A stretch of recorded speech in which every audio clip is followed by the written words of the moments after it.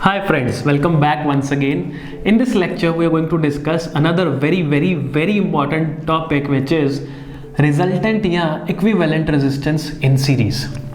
देखो रिजल्टेंट या equivalent resistance in series का मतलब क्या है पहले वो पता होना चाहिए यहाँ पे, है ना। क्योंकि टॉपिक कर रहे हैं तो टॉपिक का जो नेम है उसका मतलब तो पहले पता हो ना हमें, तो सबसे पहले उसी को डिस्कस करते हैं।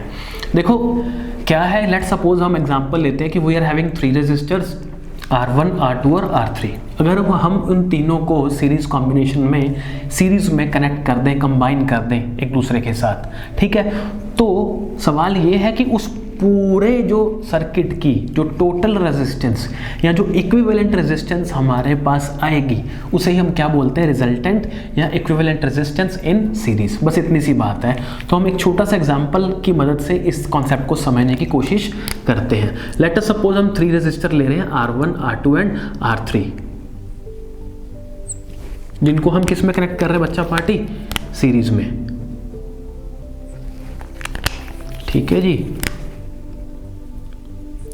तो ये हमने R1, R2 और R3 ले लिए और ये हमने एक बैटरी एज्यूम कर ली यहाँ पे, पॉजिटिव नेगेटिव। लेट सपोज ये V वोल्ट की बैटरी है, ठीक है। लेट सपोज ये पहला जो रजिस्टर है ये R1 है, ठीक है बच्चा पार्टी। दूसरा रजिस्टर लेट सपोज ये कौन सा है, R2 नाम दे देते हैं, और तीसरे रजिस्टर को लेट सपोज हम R3 नाम दे देते हैं, ठीक है। V वोल्ट की हमने यहाँ पे बैटरी लगा दी, ठीक है। तो R1 जो रजिस्टर है लेट सपोज इसका जो पोटेंशियल डिफरेंस है इसके अक्रॉस वो V1 है, R2 के अक्रॉस लेट सपोज हम मान लेते हैं वो क्या है, V2 है, और बच्चा पार्टी जो R3 के अक्रॉस हम मान लेते हैं वो क्या है, V3 है, ठीक है। अब देखिए लेट सपोज, ध्यान से सुनना बच्चा पार्टी, बहुत ज़्यादा इंपॉर्टेंट है। मैंने आपको बता दिया V क्या है, V वोल्ट की यहाँ पे हमने बैटरी ली है, और R1, R2, R3 यहाँ पे 3 रजिस्टर्स हैं। R1 के क्रॉस जो वोल्टेज है पोटेंशियल डिफरेंस है वो V1 है, R2 के क्रॉस V2 है, and in this very same manner R3 के क्रॉस हमने V3 एज्यूम कर लिया। ये सारी चीज़ें ही लिख सकते हो, अब लिख देना तो इजी रहेगा। मैं कॉन्सेप्ट पे चलता हूँ सीधा, क्योंकि कॉन्सेप्ट पे काम करते हैं हम, रटाते नहीं है बच्चा पार्टी, है ना। तो देखो लेट अस सपोज कि ये बैटरी कितने वोल्ट की है, ये बैटरी लेट सपोज कितने वोल्ट की है, 60 वोल्ट्स की। हम मानते हैं एक एग्जांपल के तौर पे कि ये बैटरी हमने 60 वोल्ट्स की लगाई है यहाँ पे, ठीक है जी। अब मुझे कोई बताए कि क्या जो रेजिस्टेंस R2 है वो 75 वोल्ट ले सकता है, मतलब इतना डिफरेंस हो सकता है 75 का इसके अक्रॉस, ठीक है। ऐसा हो सकता है? नहीं हो सकता। हो क्या सकता है, ये सारे मिलकर इन सभी रेजिस्टेंसेस ये सारे मिलकर ज्यादा से ज्यादा कितना पोटेंशियल डिफरेंस ले सकते हैं, कितना वोल्टेज ले सकते हैं, समझाने के हिसाब से बता रहा हूं मैं। इसके लिए लैंग्वेज हम अलग यूज करेंगे। देखो ये सारे के सारे मिलकर ज्यादा से ज्यादा कितना पोटेंशियल डिफरेंस, कितनी वोल्टेज ले सकते हैं। 60 तो ले सकते हैं जितनी हमने लगाई है, उससे ज्यादा थोड़ा ले सकते हैं, ज्यादा नहीं ले सकते ना। नहीं समझे? देखो मान लीजिए आपके वॉलेट में 1000 रुपीज है, आपके वॉलेट में 1000 रुपीज है, तो आपके वॉलेट में से ज्यादा कितने पैसे निकलेंगे, 1000 तो निकलेंगे ना बेटा, 1500 थोड़ा निकल जाएंगे या 2000 थोड़ा निकल जाएंगे, नहीं होगा ना। तो वही है, यहाँ पे हमने 60 वोल्ट की बैटरी लगाई है, तो ये 3 क्या, इसकी जगह 30,000 रजिस्टर भी लगे होंगे ना, वो सारे के सारे मिलके कितना वोल्टेज ले सकते हैं, 60 ले सकते हैं। समझ में आ गया होगा? अब तो बहुत ईजी है। इसका मतलब हम क्या लिख सकते हैं, we can write V equals to V1 plus V2 plus V3। बहुत इजी है, लिख सकते हैं, कोई दिक्कत नहीं है, क्योंकि ये सारे के सारे कितना ले सकते हैं, ज्यादा से ज्यादा V ले सकते हैं, ठीक है। अब हम जानते हैं ओम्स लॉ नाम की कोई चीज पढ़ी थी जो कि बहुत इंपॉर्टेंट थी, वो कुछ बोलते भी हैं, सिखाते हैं हमें। तो लिखते हैं according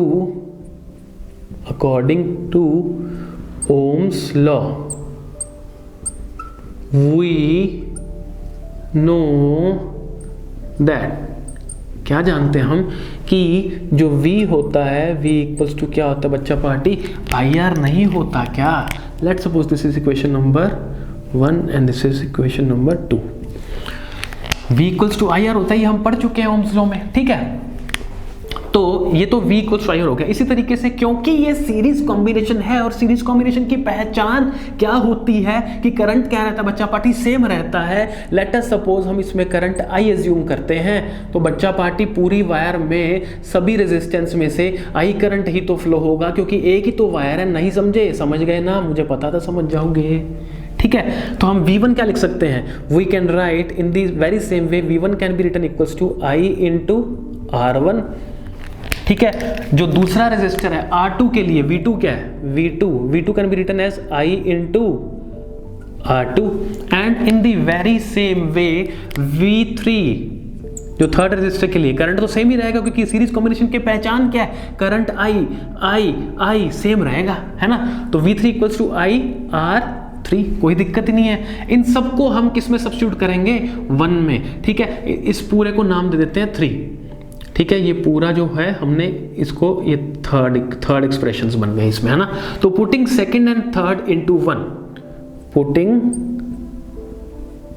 second and third into first, we get, हमें क्या मिल गया? चलते हैं देखते हैं। तो V can be written equals to I into R equals to, है ना जी? V1 की जगह क्या लिखेंगे? IR1। V2 की जगह क्या लिख सकते हैं? IR2। V3 की जगह क्या लिख सकते हैं बच्चा पार्टी? IR3। कोई दिक्कत ही नहीं है, बहुत ईजी है ना? This implies IR equals to, इन तीनों में से, तीनों टर्म्स में से I कॉमन ले नहीं सकते क्या? हम ले सकते हैं ना, फिर क्यों नहीं लेंगे? लेंगे ना। तो अंदर कौन बचेगा? R1 plus R2 plus R3, कोई दिक्कत ही नहीं है। अब बच्चा पार्टी I से I कैंसिल हो रहा है ना? क्यों नहीं हो रहा? हो तो रहा है, I से I कैंसिल हो गया। बचा क्या? बचा हमारे पास R equals to R1 plus R2 plus R3। ये है हमारा जादुई एक्सप्रेशन। जादुई इसलिए बोला है क्योंकि बहुत इंपॉर्टेंट है।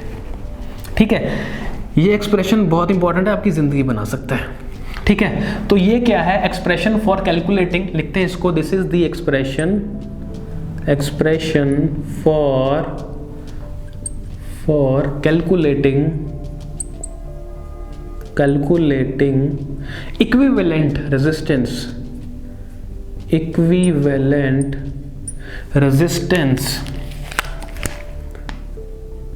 Resistance in case of series combination,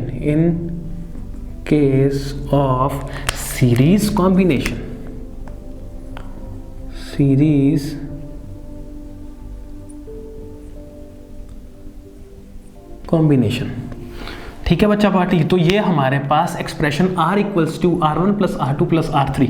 अब ये एक्सप्रेशन हमने निकाल लिया। R क्या है यहाँ पे? इक्विवेलेंट रेजिस्टेंस, पूरे सर्किट की जो टोटल या इक्विवेलेंट रेजिस्टेंस आई है, रिजल्टेंट रेजिस्टेंस आई है, वो है ये। इसका मतलब कि यहाँ से बहुत सुंदर कंक्लूजन हम निकाल सकते हैं, जो कि क्या है? अगर हमारे पास यहाँ पे तो 3 का एग्जांपल लिए, जितने भी रेजिस्टेंसेस अगर सीरीज में लगे हैं, लेट्स सपोज 10 रेजिस्टर सीरीज में लगे हैं सीरीज में, और हमें बोला गया कि उस सर्किट की टोटल रेजिस्टेंस या इक्विवेलेंट रेजिस्टेंस या रिजल्टेंट रेजिस्टेंस निकाल के बताइए। तो कुछ नहीं करना, सीधे सीधे सबकी रेजिस्टेंस को क्या कर दो बच्चा पार्टी? प्लस कर दो, सम कर दो, आपके पास आपका आंसर आ जाएगा। इससे इजी कुछ हो सकता है इस पूरी दुनिया में? नहीं हो सकता। ठीक है, तो करना क्या है? जब कभी भी हमें सीरीज कॉम्बिनेशन में लगे रेजिस्टर्स की टोटल, उस पूरे सर्किट की टोटल या नेट रेजिस्टेंस या इक्विवेलेंट रेजिस्टेंस या रिजल्टेंट रेजिस्टेंस निकालने को कहा जाए, निकालनी पड़े, तो हमें करना क्या है? उन सभी इंडिविजुअल रेजिस्टर्स जैसे R1, R2, R3 जितने भी होंगे, उन सबकी रेजिस्टेंस को, उन सबकी रुकावट को, क्योंकि रेजिस्टेंस का मतलब रुकावट, उन सबकी रेजिस्टेंस को सीधा सीधा क्या कर देंगे हम बच्चा पार्टी? सम कर देंगे। तो हमारे पास उस पूरे सर्किट की इक्विवेलेंट या रिजल्टेंट रेजिस्टेंस आ जाएगी। This is all for this lecture guys. See you very soon in the very next lecture. Till then, thank you so much.